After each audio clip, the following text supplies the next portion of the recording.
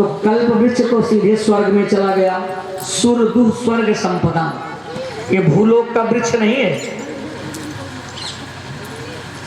अब आप बहुत वृक्ष लगा रहे हो, ये लाएंगे ये लाएंगे हैं, ये खैर ला दिए और क्या लाए, समी लाए हैं। लेकिन अगर सोचो कि कल्प वृक्ष भी ला के लगा दें तो पाओगे क्या भूलोक में, क्योंकि यहाँ का वृक्ष है ही नहीं।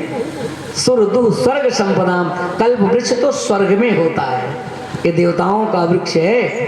तो सीधे चला गया अपने स्थान पे, समुद्र से निकला सीधे चला गया। और ऐरावत हाथी इंद्र के हिस्से में आ गई, क्योंकि पारी लगी, एक बार देवता एक बार दैत्य। ऐरावत हाथी इंद्र को मिली।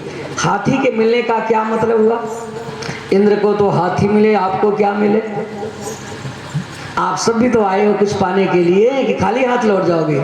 हाँ, इंद्र को हाथी मिलने का मतलब है, सुखदेव जी कहते हैं राजन, इसका रहस्य है कि हाथी की दृष्टि देखो और हाथी की चाल चलो। अमृत पाना है तो, अमृत माने सुख, सुख चाहते हो तो दो चीज अपने जीवन में अपनाओ, हाथी की दृष्टि देखो और हाथी की चाल चलो।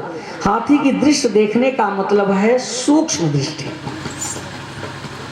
सूक्ष्म दृष्टि से विचार करो कि मैं कौन हूं, कहां आया हूं, मुझे क्या करना चाहिए, किस लिए संसार में मैं आया हूं, मेरा क्या, इस पर विचार करो। नहीं तो जिसलिए आए वो काम छूट गया। आए थे वादा क्या किए, छुड़ा लो नाथ संकट से, करूंगा आपका सुमिरन। लेकिन यहाँ विषय के जाल में फंसकर प्रतिज्ञा भूल बैठे। ये विषय वासना के जाल में फंस करके अपनी प्रतिज्ञाओं को भूल गए। आए थे हरिभजन को, ओटन लगे कपास, मामला तो ये गड़बड़ हो गया। तो सूक्ष्म दृष्टि से विचार करो कि मैं किस लिए संसार में आया हूं, मेरा क्या कर्तव्य है। अगर सुख चाहे तो इस पर विचार करो, मैं कौन हूं, मैं कौन हूं, यही प्रश्न तो है परीक्षित का सुखदेव जी के सामने। अर्थात मैं आत्मा हूं, उस परमात्मा का अंश हूं। जिस दिन इस बात पर विचार करोगे, हम न किसी की बुराई करेंगे, निंदा करेंगे, न किसी पर उंगली उठाएंगे। अपने स्वरूप का ज्ञान ही नहीं हो रहा है, मैं कौन हूं। और हाथी की चाल चलने का मतलब, मस्ती में चलो, आराम से धूल उड़ाते, मुस्कुराते, हंसते, किसी की परवाह नहीं करो। क्यों? जिसके ऊपर कन्हैया का हाथ रख उठा है, काहे की चिंता करे भाई। हाथी की तरह मस्ती में धूल उड़ाते चलो। कहावत है कि हाथी जाती रहे कुत्ते भूखते रहे। इसका मतलब आप भी संसार में आए हो, कुत्ते भूखने वाले कौन है? तुम्हारी बुराई करने वाले, तुम्हारी निंदा करने वाले, तुमसे राग द्वेष ईर्षा करने वाले, बार बार ये तो ऐसे पंडित जी हैं, अरे तो दिखावा करते हैं, भागवत नहीं किए, किसी तरह कर ले रहे हैं, मैं तरह तरह की बुराई। इस पर आप ध्यान दें। अगर सुन बेले तो मुस्कुरा के चले जाओ, वाह भाई गजब, भगवान संसार में तुम्हें ऐसे कम से कम प्रशंसा करने के लिए भेजा तो है? मुस्कुरा के जाओ। कोई गाली भी देवे तो आप उधर न जाओ, हम तो जो करना है हम तो करेंगे। अरे महाराज कब तक सहें, आज 25 वर्ष हो गया है हमारे पीछे दुश्मन लग गए हैं। कभी गाली देते हैं, कभी गुप्ता, अब तो लग रहा है जवाब देना ही पड़ेगा हैं? नहीं तो आज तो कह रहे शांत रहो, आज भूख रहे हैं, कल टांग पकड़ने लगेंगे तो कैसे टांग पकड़ेंगे बताओ? हाथी की टांग इतनी मोटी होती है, अब कुत्ता मुंह फैलाए तो इतने से ज्यादा फैलेगा नहीं। कुत्ते के मुंह में हाथी की टांग जाएगी? नहीं जाएगी। तो आपको विश्वास होना चाहिए कि एक हाथी नहीं, अनंत हाथी की शक्ति रखने वाला परमात्मा तुम्हारी ओर देख रहा है, उसकी कृपा दृष्टि तुम्हारे ऊपर है। तो कुत्ते क्या करेंगे? निंदा करने वाले, इनको टाँव टाँव करने दो।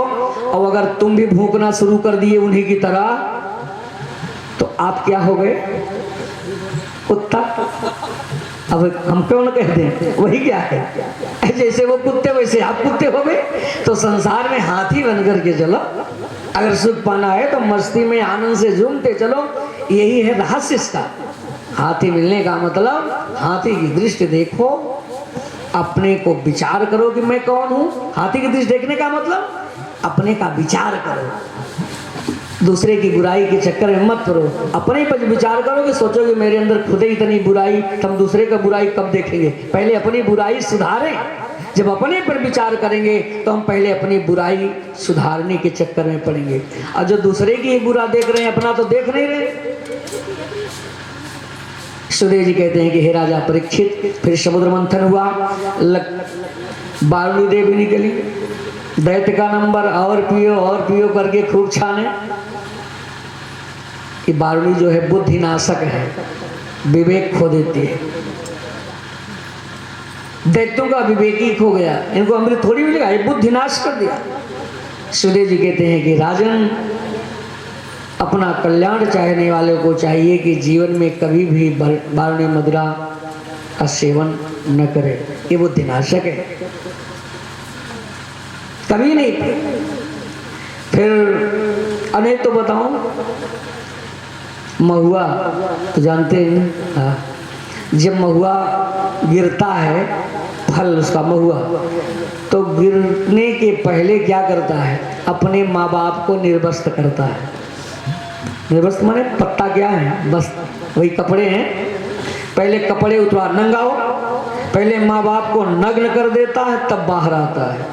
इसकी पैदाइशी गड़बड़ी है, जो पैदा होने के पहले माँ बाप का कपड़ा उतरवा लेता है तब बाहर आता है, नंगा कर देता है। उस महुआ का रस पीने वाला अपने माँ बाप के साथ कैसा व्यवहार करेगा आप बताओ? अच्छा व्यवहार करेगा? कभी भी जीवन में अच्छा व्यवहार नहीं कर सकता। इसलिए चूंकि भागवत में साधन, सिद्ध, सुलभ, अनुग्रह मार्ग, मर्यादा मार्ग, अनेकों प्रकार की सिद्धियां, जैसे नारायण कवच, पुंसमन व्रत, पयो व्रत, अनेकों क्या नहीं है, सब तो भरा है। लेकिन भाई उसको हम माने तो, वेद प्रणहितो धर्म, वेद में जो बात बताया यही हमारा धर्म है, उस पे हमको चलना चाहिए, ये हमारा रास्ता है। अगर इस रास्ते पे हम चलेंगे तो यदि पथ चरंत प्रभु भीर न विचार लेते, भगवान भी पीछा नहीं दिखा सकते। यही इसका रहस्य है। अमृत पाना है तो भाई इसी तरह आप संसार में रहो, जो शास्त्र निषेध कर रहा है उससे दूर रहो, और जो शास्त्र कहे उसके अनुकूल चलो। और जब अपने मन का करोगे, सुरुचि घर में आ जाएंगी तो सब कुछ चला जाएगा, प्राप्त वस्तु भी लुट जाएगी। सुखदेव जी कहते हैं कि हे राजा परीक्षित, फिर लक्ष्मी जी निकली, ऐसे माला लिए उन्होंने एक संकल्प ले लिया कि बब्रे बरम सर्वगुणैरपेक्षितम रमा मुकुंदम निरपेक्षमीप्सितम। रमा माने लक्ष्मी जी ने ये संकल्प लिया कि निरपेक्षम, जो निरपेक्ष होगा, निरपेक्ष का मतलब जाहिर चाहिए कबो कुछ, ऐसा संसार में है कोई है तो किसी चीज की उपेक्षा नहीं रखते, त्रिगुणातीत हैं। अर्थात तो भगवान विष्णु के सिवा कोई नहीं। लक्ष्मी का तो नाटक था, इसलिए ऐसा संकल्प ले लिया कि मैं उसी के गले में माला डालूं, जो सर्वगुण संपन्न होगा, किसी प्रकार का अवगुण नहीं होगा। लक्ष्मी जी अपना बर ढूंढने निकली, दैत्य ललचाए, अगर लक्ष्मी मिल जाती तो पहले वाला घाटा पूरा हो जाता, क्योंकि बंटवारा सही नहीं हुआ है। अच्छी अच्छी चीज देवता की तरफ गई, कामधेन गैया, कल्पवृक्ष, ऐरावत, हाथी, बढ़िया चीज इधर ही गई, इधर तो घाटे वाली चीज मिली। और लक्ष्मी मिल जाती तो ठीक था, लेकिन लक्ष्मी का संकल्प जो हमको चाहेगा उसके पास नहीं, देवता तो चाहने लगी।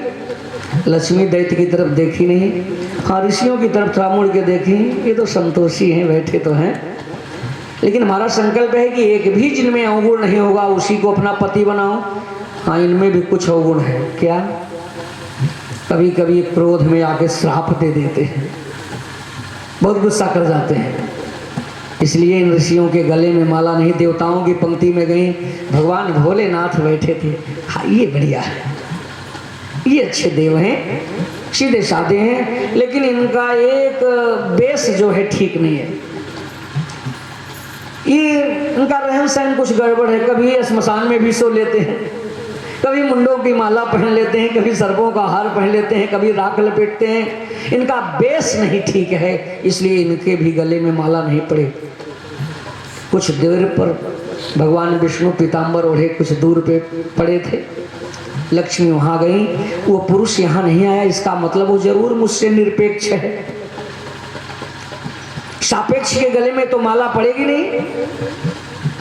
भगवान विष्णु के पास गए, पीताम्बर उठाए, भगवान विष्णु बैठ गए।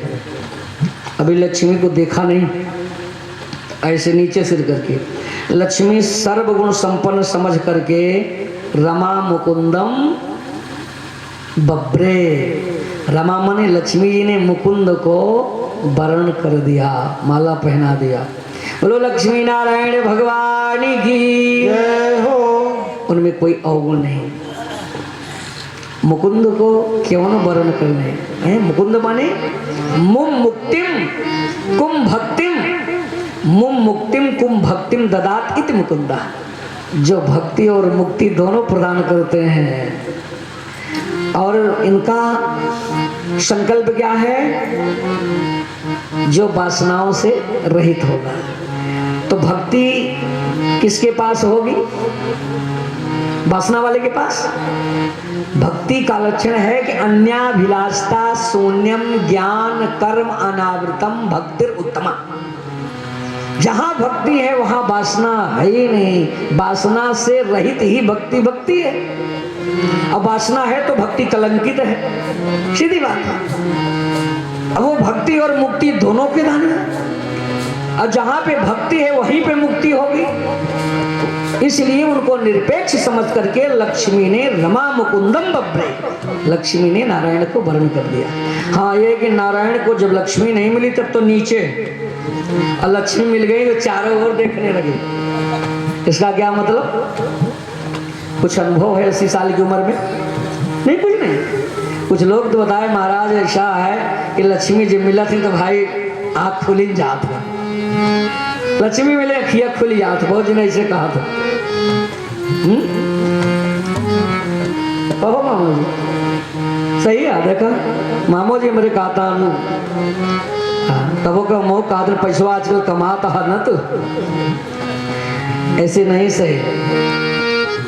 ठीक है, पैसा तो को कमान है, डंडा फटकार के दरोगा